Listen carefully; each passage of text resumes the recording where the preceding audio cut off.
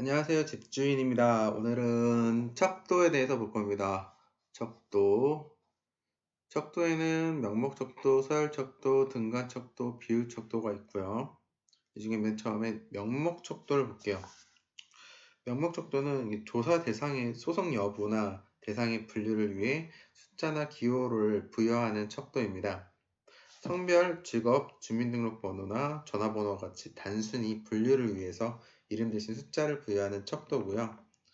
조사 대상이 할당된 수는 대상들 간의 구분 이외에 의미는 전혀 없으므로 4개, 명목, 서열, 등간, 비율 중에 내재된 정보량이 가장 적다고 이야기할 수 있겠네요. 두 번째로는 서열 척도는 특정 대상들 간의 순위 관계를 나타내 주는 척도입니다. 특정 대상의 특정한 속성으로 판단하여 특정 대상 간의 많고 적음, 또 크고 작음 등의 순위를 부여하는 척도인데요. 그런데 특정 대상 간의 순위를 표시하는 수들은 한 특정 대상이 다른 대상들보다 얼마만큼 더 선호되는지 반영해 주지 못해요. 예를 들어서 3개의 호텔에 대한 가장 선호한 순서를 1, 2, 3 숫자를 부여했을 때 1이 2보다, 2가 3보다, 1이 3보다, 즉 첫 번째 거 호텔이 두 번째 선호하는 호텔보다, 두 번째 호텔이 세 번째보다, 또 가장 첫 번째하고 세 번째 간의 정도 차이는 알 수가 없어요. 단지 순위만 알 수 있는 거지. 이 등간 척도를 보면요. 이 등간 척도는 속성에 대한 순위를 부여하되 순위 사이의 간격이 동일한 척도를 말하는데요. 등간 척도에 의해 얻어진 측정치는 대상이 갖는 속성의 양적인 정도의 차이를 보여줍니다. 이때 해당 속성이 전혀 없는 상태인 절대 0점은 존재하지 않으며 다만 임의 원점만 존재하게 되는데요. 임의적인 원점을 기준으로 한 측정치 간의 비율 계산은 사실 무의미합니다.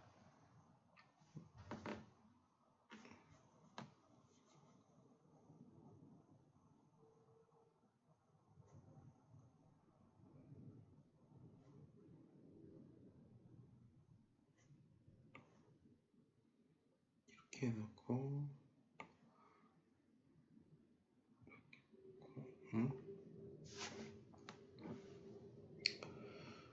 예를 들어서 섭씨 30도는 섭씨 10도보다 10배 더 덥다고 말할 수 없습니다.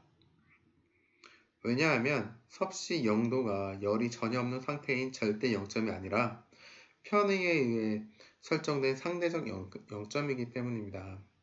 즉 섭씨 30도는 화씨 86도이고 섭씨 10도는 화씨 50도가 되어 섭씨 30도가 10도하고 절대적으로 3배 차이가 난다고 말할 수 없게 되는 거죠.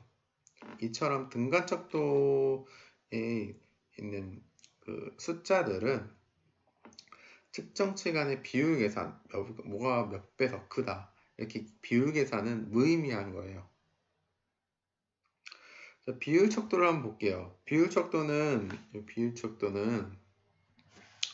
명목, 서열, 등간 척도의 조건을 모두 만족시키면서 이에 덧붙여 절대 0점을 갖는 척도예요. 즉, 측정값이 6이 측정값 3의 2배임을 자신있게 이야기할 수 있는 것이 비율 척도라 할 수 있죠. 비율 척도는 일반적으로 매출액이나 광고비와 같은 직접 관찰할 수 있는 물리적인 사건이나 현상을 측정하는 데 사용됩니다. 차이가 좀 있죠. 등간하고 비율 척도랑. 비율 척도는 다시 한 번 더 이야기하지만 직접 관찰할 수 있는 물리적인 사건이나 현상, 매출액이나 광고비 같은 걸 이야기하는 반면에 등간 척도는 보통